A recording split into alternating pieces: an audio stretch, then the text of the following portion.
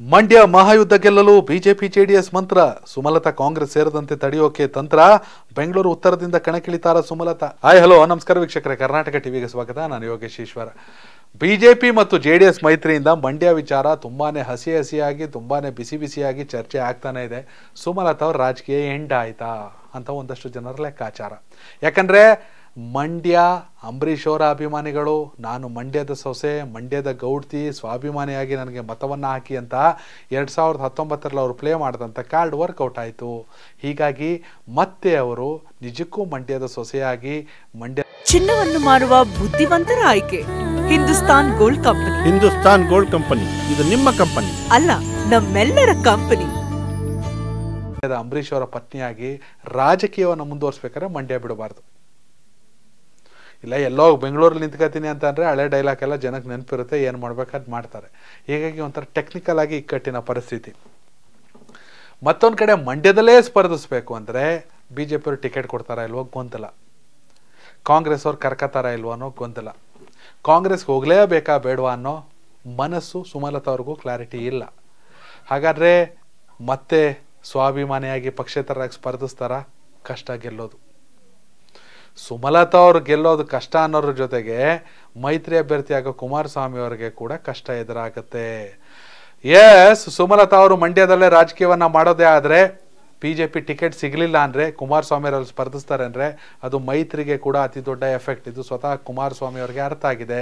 ಹೀಗಾಗಿ ದೆಹಲಿ ಭೇಟಿಯ ಸಂದರ್ಭದಲ್ಲಿ ಕುಮಾರಸ್ವಾಮಿ ಅವರು ಜೆಡಿಎಸ್ ಪಕ್ಷಕ್ಕೆ ಕೊಡುವ ಕ್ಷೇತ್ರಗಳ ಜೊತೆಯಲ್ಲಿ ಮಂಡ್ಯ ವಿಚಾರದಲ್ಲಿ ವಿಶೇಷವಾಗಿ ಪ್ರಸ್ತಾಪವನ್ನು ಇಟ್ಟಿದ್ದಾರೆ ಅನ್ನೋ ಮಾಹಿತಿ. ಯಾಕಂದರೆ ಹೆಂಗಾದರೂ ಮಾಡಿ ಸುಮಲತಾ ಅವರನ್ನು ಮಂಡ್ಯ ರಾಜಕೀಯದಿಂದ ಹೊರಕ್ಕೆ ಕರ್ಕೊಬನ್ನಿ, ಅಲ್ಲಿ ಮೈತ್ರಿಗೆ ಎಡವಟ್ಟಾಗಬಾರ್ದು ಅಂತ. ಯಾಕಂದರೆ ಕಾಂಗ್ರೆಸ್ಸಿಂದ ಅಥವಾ ಪಕ್ಷೇತರವಾಗಿ ಆದರೂ ಸರಿ ಸುಮಲತಾ ಅವರೇನಾದ್ರು ಕಣಕ್ಕಿಳಿತು ಅಂದರೆ ಮೈತ್ರಿಗೆ ಹಿನ್ನಡೆ ಆಗುವ ಆತಂಕವನ್ನು ಕುಮಾರಸ್ವಾಮಿ ಅವರು ಹೊರಹಾಕಿದ್ದಾರೆ. ಸುಮಲತಾ ಕಾಂಗ್ರೆಸ್ ಸೇರ್ಪಡೆ ಆಗದಂತೆ ನೋಡ್ಕೊಳ್ಳಲು ಮನವಿ ಮಾಡಿದ್ದಾರೆ. ಅಲ್ಲದೆ ಸುಮಲತಾ ಅವರಿಗೆ ಬೆಂಗಳೂರು ಉತ್ತರ ಲೋಕಸಭಾ ಕ್ಷೇತ್ರದ ಟಿಕೆಟ್ ಅನ್ನು ಕೊಟ್ಟರೆ ಸೂಕ್ತ ಅನ್ನುವ ರೀತಿಯಲ್ಲಿ ಕುಮಾರಸ್ವಾಮಿ ಅವರು ಮನವಿಯನ್ನು ಮಾಡಿಕೊಂಡು ಬಂದಿದ್ದಾರೆ ಹೈಕಮಾಂಡ್ನ ಬಳಿ. JP ನಡ್ಡಾ ಅವರು ಅಮಿತ್ ಶಾ ಅವರನ್ನೆಲ್ಲರೂ ಭೇಟಿ ಮಾಡೋರಲ್ಲ, ಹೀಗಾಗಿ ಸುಮಲತಾ ಅವರಿಂದ ಕುಮಾರಸ್ವಾಮಿ ಅವ್ರಿಗೂ ಟೆನ್ಷನ್ನು, ಕುಮಾರಸ್ವಾಮಿ ಅವರಿಂದ ಸುಮಲತಾ ಅವ್ರಿಗೂ ಟೆನ್ಷನ್ನು. ಕುಮಾರಸ್ವಾಮಿ ಅವರಿಗೆ ರಾಜಕೀಯ ಅನಿವಾರ್ಯ, ಆದರೆ ಸುಮಲತಾ ಅವರಿಗೆ ಅನಿವಾರ್ಯ ಅಲ್ಲ. ಜನರ ಆಸೆಗೆ ಒತ್ತು ಕೊಟ್ಟು, ಜನರ ಪ್ರೀತಿ ವಿಶ್ವಾಸಕ್ಕೆ ಒತ್ತು ಕೊಟ್ಟು ಅವರು ಮತ್ತೆ ಚುನಾವಣೆಗೆ ನಿಲ್ಲಬೇಕು ಅಂದರೆ ಅದು ಮಂಡ್ಯದಿಂದ ಮಾತ್ರ. ಬೇರೆ ಕಡೆ ಹೋಗಿ ನಿಂತುಬಿಟ್ರೆ ಅಧಿಕಾರದ ಆಸೆಗೆ ನಿಂತ್ಕೊಂಡ್ಬಿಟ್ರು ಸುಮ್ಮನೆ ಅಂತ ಜನ ಕೂಡ ಟೀಕಿಸ್ತಾರೆ. ಇತ್ತೀಚೆಗಷ್ಟೇ ಡಿ-ಬಾಸ್ ದರ್ಶನ್ ಅವರು ಕೂಡ ಹೇಳ್ತಿದ್ರು, ಮಂಡ್ಯದಲ್ಲಿ ನಡೆದ ಕಾಟೇರ ಪ್ರೋಗ್ರಾಮಲ್ಲಿ ಸುಮಮ್ಮ ಅವ್ರನ್ನ ಮತ್ತೆ ಗೆಲ್ಲಿಸ್ಬೇಕು ನೀವೆಲ್ಲ ಅಂತ. ನೀವೆಲ್ಲ ಅಂದರೆ ಮಂಡ್ಯದಲ್ಲೇ ನಿಂತ್ಕೋತಾರೆ ಅಂತ ಅರ್ಥ. ಹೀಗಾಗಿ ಸುಮಲತಾ ಅವರ ರಾಜಕೀಯ ನಡೆ ಏನಾಗುತ್ತೆ ಅನ್ನೋದ್ರ ಮೇಲೆ ಕುಮಾರಸ್ವಾಮಿ ಅವರ ಭವಿಷ್ಯನೂ ಇದೆ. ಹಾಗೆ ಕುಮಾರಸ್ವಾಮಿ ಅವರ ನಿರ್ಧಾರದ ಮೇಲೆ ಸುಮಲತಾ ಅವರ ಭವಿಷ್ಯ ಕೂಡ ಇದೆ. ಇದು ಸಾಕಷ್ಟು ಚರ್ಚೆ ಆಗ್ತಿರುತ್ತೆ ವಿಚಾರ. ವೀಕ್ಷಕರ, ನಿಮ್ಮ ಪ್ರಕಾರ ಕುಮಾರಸ್ವಾಮಿ ಅವರು ಎಲ್ಲಿಂದ ಸ್ಪರ್ಧಿಸಬೇಕು? ಸುಮಲತಾ ಅವರು ಮಂಡ್ಯದಲ್ಲೇ ಸ್ಪರ್ಧಿಸಬೇಕಾ? ಏನೇ ಆದರೂ ಕೂಡ ನಿಮ್ಮ ಅಭಿಪ್ರಾಯ ಕಾಮೆಂಟ್ ಮಾಡಿ. ಧನ್ಯವಾದಗಳು.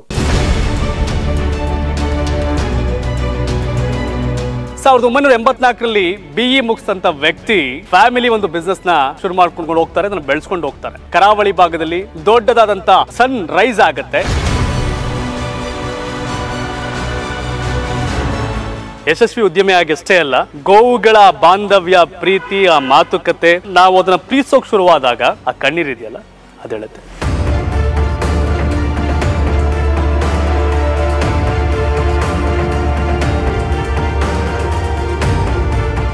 ಒಬ್ಬ ವ್ಯಕ್ತಿ ಹಲವರ ಬದುಕಿನಲ್ಲಿ ದಾರಿದೀಪ ಆಗ್ತಾರೆ. ಬಾಸ್ ಒಳ್ಳೆ ವ್ಯಕ್ತಿತ್ವ ಇರುವವರು ಅಂತಾರು. ಈ ಕಂಪನಿಯಿಂದ ನಂಗೆ ಮನೆ ತರಬೇಕು, ಅಷ್ಟು ಖುಷಿ ಆಗುತ್ತೆ. ತುಂಬಾ ಒಳ್ಳೆ ವ್ಯಕ್ತಿತ್ವ ಅವರದ್ದು. ಹೆಮ್ಮೆ ಪಡ್ತೀನಿ ಈ ಕಂಪನಿ ನಾನು ವರ್ಕ್ ಮಾಡಲಿಕ್ಕೆ. ಬೇರೆಯವ್ರನ್ನು ಬೆಳೆಸುವಂತ ವ್ಯಕ್ತಿತ್ವ ಇದೆಯಲ್ಲ ಅದು ಬಹಳ ಮಹತ್ವ. ಅವರು ದಾರಿದೀಪವಾಗಿ ಬದಲಾಗ್ತಾರೆ. ಸೊ ಈ ಸನ್ ರೈಸ್ ದೊಡ್ಡ ಮಟ್ಟಕ್ಕೆ ಬೆಳಕಾಗತ್ತೆ.